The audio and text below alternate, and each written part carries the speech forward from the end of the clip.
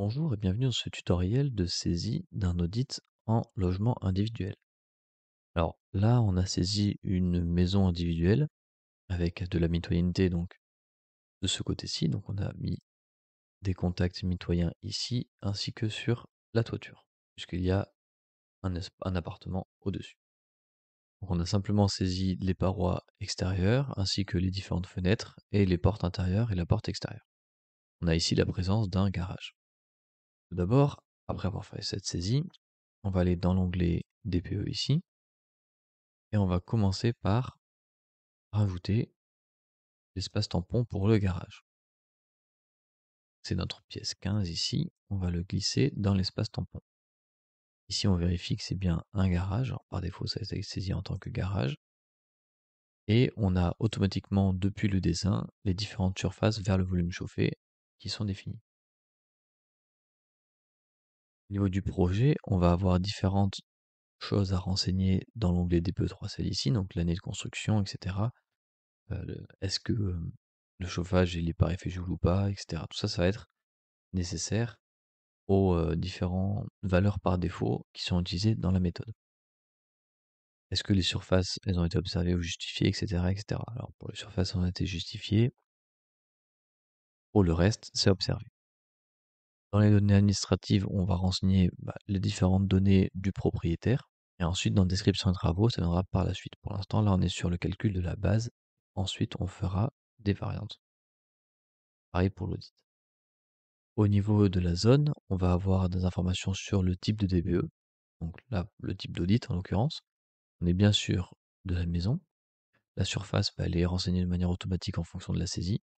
Et le reste est aussi automatique. Il n'y a pas de brasseur d'air en particulier non plus.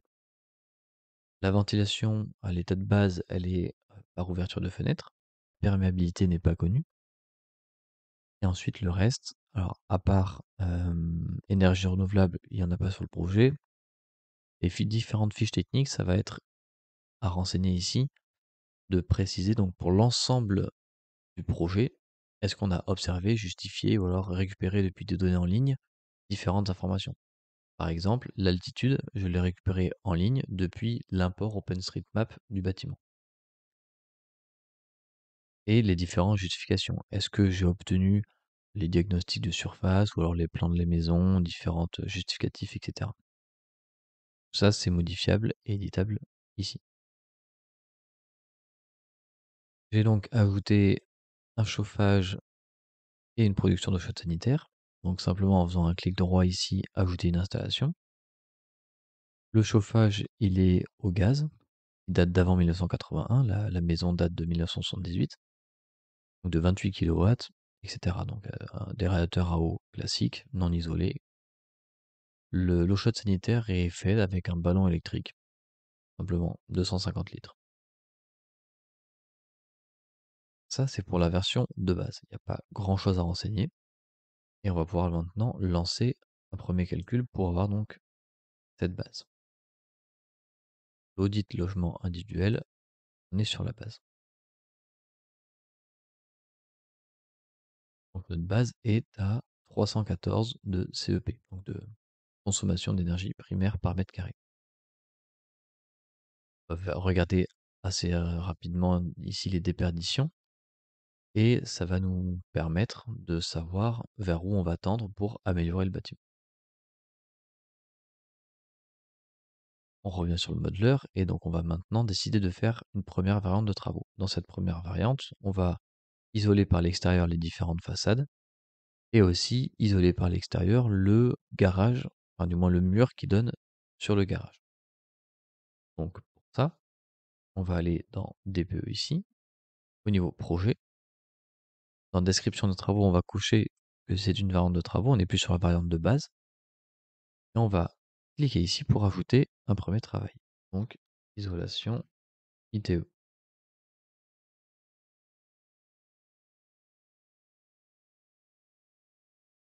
On va sélectionner le coût du travail de l'ITE.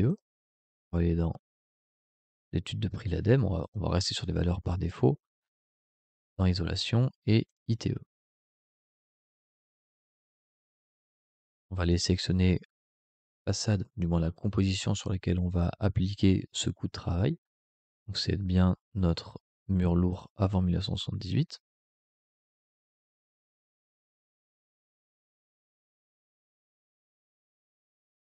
Si je clique sur cette calculette, ça me calcule automatiquement la surface brute de ce mur lourd. Et je vais modifier ce mur pour lui appliquer cette isolation par l'extérieur. Donc, type d'isolation ITE, et je sais qu'on va lui ajouter un R de 5. Ensuite, je vais isoler mon garage. Donc, ITE sur garage. On reprend le même coût, hein, ça reste un ITE avec les mêmes coûts. Et là, on va sélectionner maintenant la composition qui donne sur le garage. Donc c'est le refend sur garage. It, et de la même façon, on va dire donc ITE. R 5. Là, on a fait une première variante avec uniquement une isolation des façades. On va lancer un calcul, ne serait-ce que pour voir le gain que l'on a. Base plus ITE.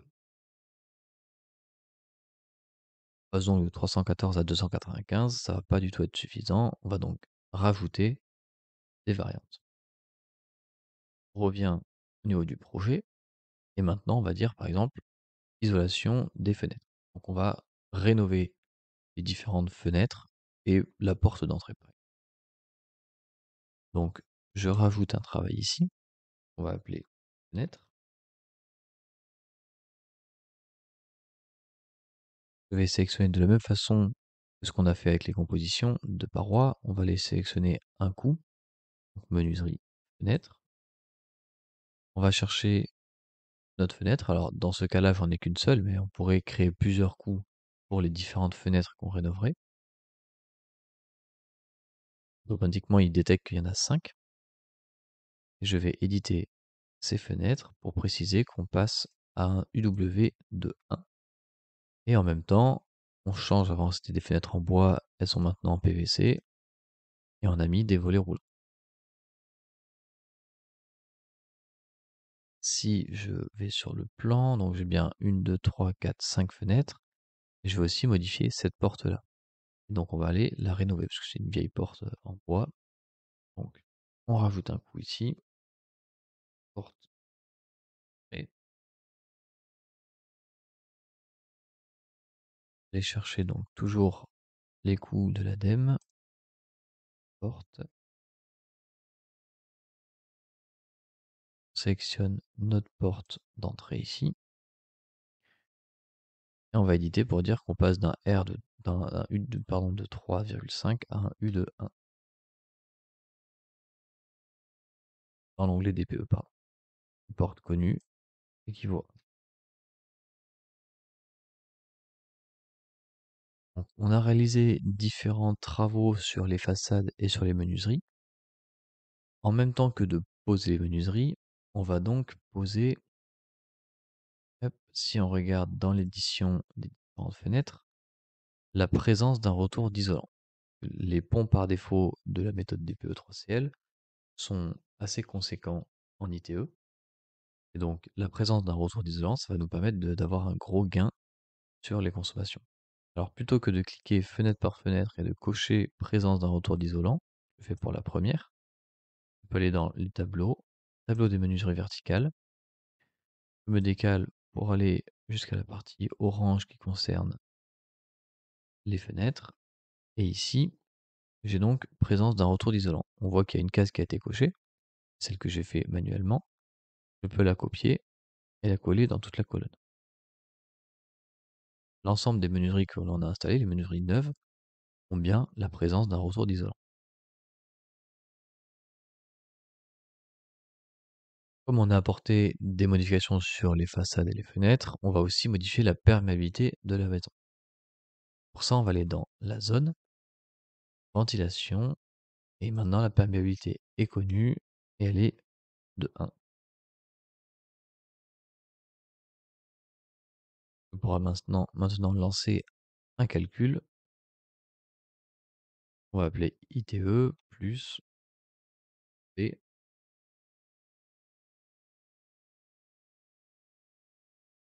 passe donc à la lettre D avec un résultat de consommation à 222. On revient dans le modeleur. On va aller voir ici dans la ventilation. Donc initialement, dans la base, on a une ventilation par ouverture des fenêtres. On va ajouter un coût de travail. On va aller chercher donc dans les prix de l'ADEME, ventilation, double flux. On va modifier ici ventilation double flux individuelle avec échangeur à partir de 2013. La date ne correspond pas à la date de construction puisqu'elle va être rénovée en 2023. Puissance de ventilation connue, oui, de 35 watts. Comme tout à l'heure, j'ai directement ajouté un coût depuis ici. Dans projet, je vais retrouver ici double flux C50, donc une double flux installée. Et on va lancer un calcul avec cette double flux.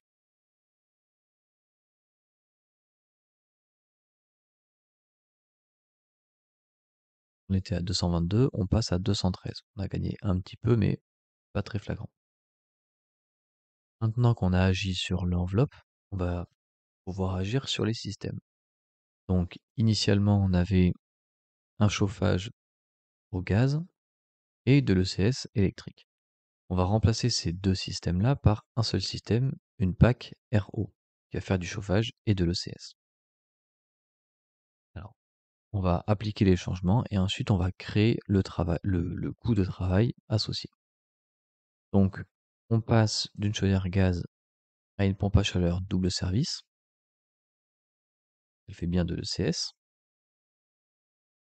Elle est de type RO, installée après 2017, etc., etc. Volume 150 litres, on ne change pas le ballon. Hop. Pièce avec minimum de température. Et tant qu'à faire, on va rajouter un travail pour modifier les émetteurs pour leur rajouter une tête thermostatique. Donc, je vais supprimer ici le CS et je vais aller donc au niveau du projet, rajouter un coût,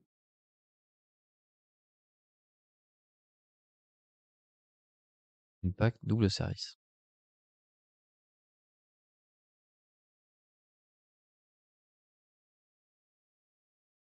PAC RO.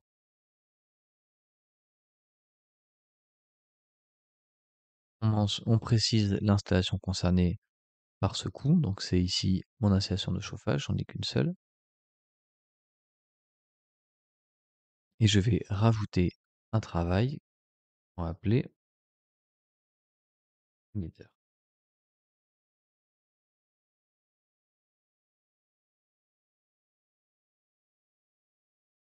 Là, je ne vais pas pouvoir aller chercher le coût dans la bibliothèque.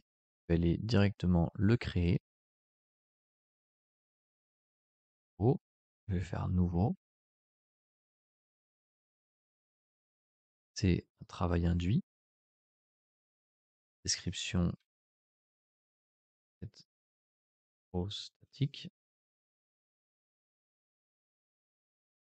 Et ça va me coûter 100 € par tête.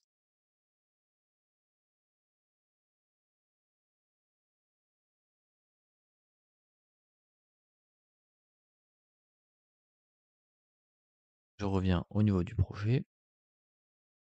Je vais chercher le coût que je viens de créer. Et je renseigne le nombre d'émetteurs que j'ai dans ma maison. Il y en a 5, donc 500 € pour le remplacement des têtes thermostatiques. Et je vais pouvoir maintenant lancer un dernier calcul avec la PAC double service. On passe maintenant d'une lettre D à A. Dans l'audit énergétique, on a ici une indication, la variante sélectionnée ne doit pas être une variante travaux. C'est parce que l'audit se base toujours sur la base initiale du logement. Voilà, sur la base,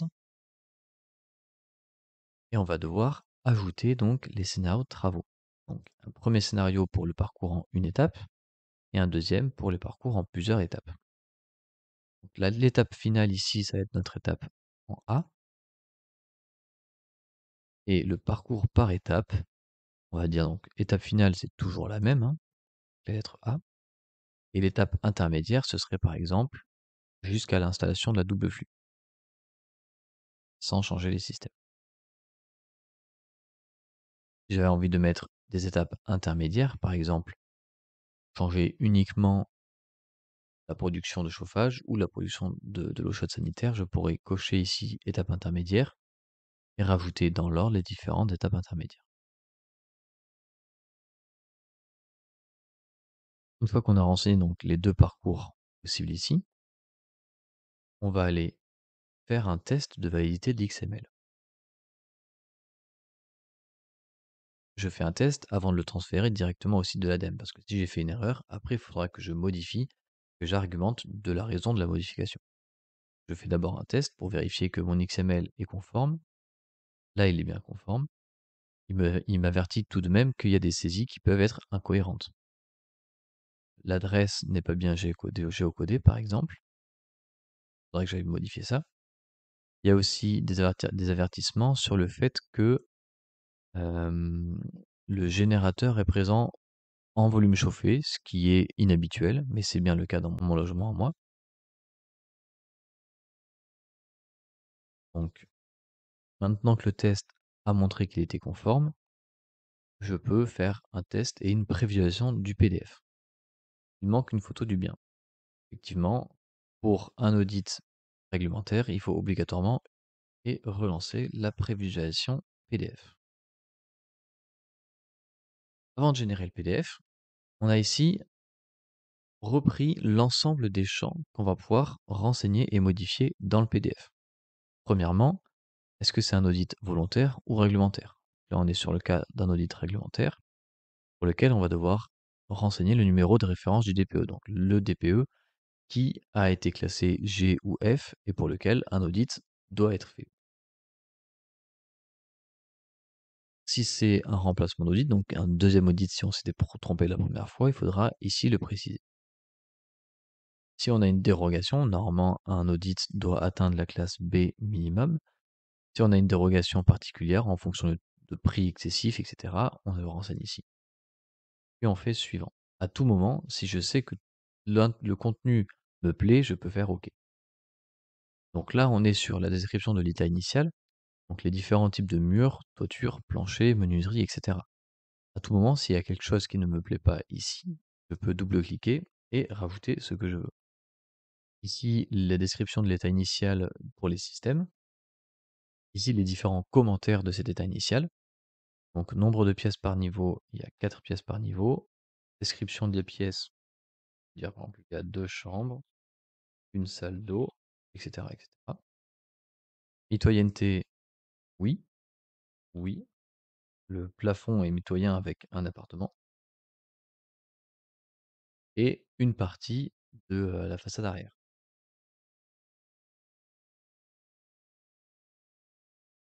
Sur un audit, on a aussi la possibilité de renseigner différentes observations de type pathologique, architecturel, etc. Donc on pourrait dire par exemple pathologie, j'ai remarqué, alors on va décrire la pathologie, par exemple ça serait trace d'humidité sur l'isolant en place, etc., des choses comme ça.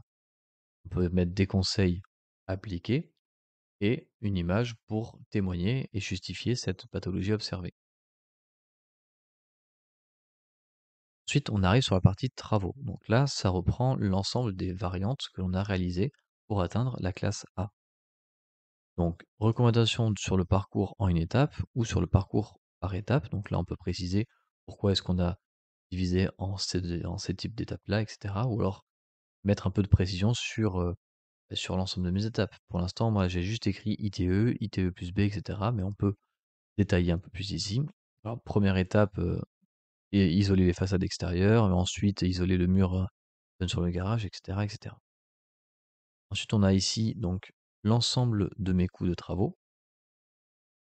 Si jamais je veux faire apparaître quoi que ce soit supplémentaire dans ce champ-là, je peux le modifier à la main et rajouter ce que je veux ici. On a donc une reprise automatique de la surface ou alors du nombre Donc, si c'est des baies, par exemple, il y a le nombre. Si c'est des surfaces, il y a la surface. Remplacement de porte, par exemple, là, je vois qu'il y a écrit 0. Peut-être que j'ai fait une erreur dans ma saisie. Il faudra aller vérifier. Les différentes aides financières à laquelle on peut être éligible. Donc, si je double-clique, je peux aller chercher ici les aides. Donc, par exemple, ma prime rénov', si je respecte les conditions, je peux l'ajouter à ma saisie. On a ici le lexique. Alors, c'est simplement un ajout dans le PDF des définitions des différents équipements, des différentes, voilà, un lexique global à destination donc de votre client. Et ensuite, une partie justification, donc pour préciser les plans, etc. Est-ce que vous les avez obtenus? Et des fiches techniques. Alors là, on reprend vraiment l'ensemble complet de la saisie. Si par exemple, sur une paroi, vous avez observé quelque chose qui n'allait pas, un trou dans la paroi, peu importe, des traces d'humidité qui viendraient du plafond, etc.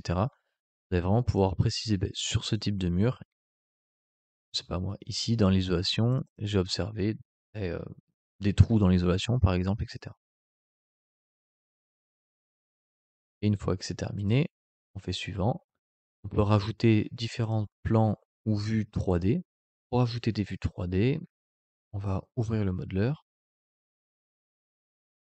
Il faut ouvrir le modeleur de base, hein, celui qui a permis à lancer le calcul de base du projet. On va dans la 3D. On fait vers rapport. On revient dans pièce de résultat. On actualise. On peut donc ajouter un titre et des commentaires à cette image. Une fois qu'on fait OK, ça lance la génération du PDF. Alors ça peut prendre 30 secondes ou une minute. On a donc ici l'audit énergétique non réglementaire parce qu'il n'a pas encore été déposé sur le site de l'ADEME. Quand il sera déposé, il sera bien réglementaire. On a un détail donc sur l'état initial et ensuite sur les différents travaux qui ont été apportés. Donc, une fois qu'on est satisfait de ce PDF, on pourrait aller faire le transfert au site de l'ADEME et ensuite générer le PDF officiel. Et l'audit serait terminé.